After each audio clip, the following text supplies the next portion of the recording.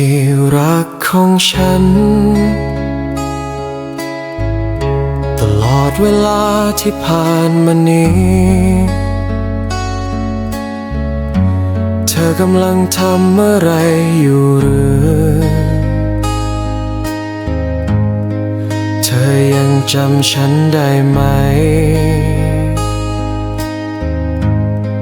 คนที่ยังคิดถึงเธอและไม่เคยลืมภาพของเธอเลยโอ้ที่รักของฉันเมื่อเธอยิ้มหรือเมื่อเธอเศร้าชีวิตมันช่างมืดมนถ้าเราไม่หันกลับมาหากันเอง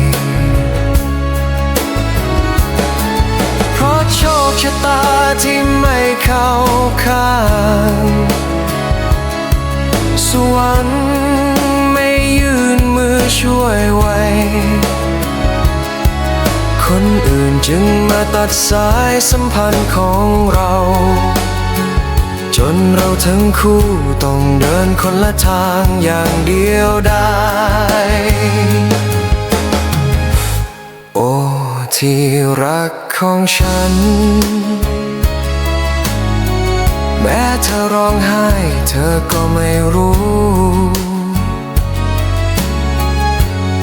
ว่าฉันคิดถึงเธอมากแค่ไหนฉันยังคอยเฝ้ารอวันที่เราจะได้พบกันอีกครั้ง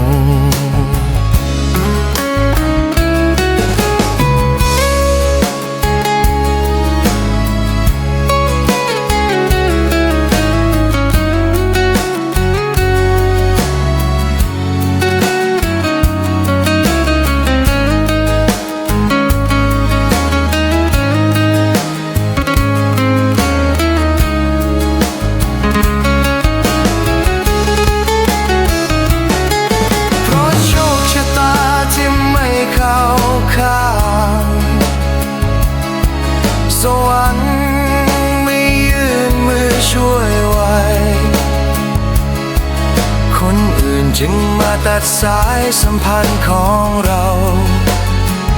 จนเราทั้งคู่ต้องเดินคนละทางอย่างเดียวดายโอ้ที่รักของฉันแม้เธอร้องไห้เธอก็ไม่รู้ว่าฉันคิดถึงเธอมากแค่ไหน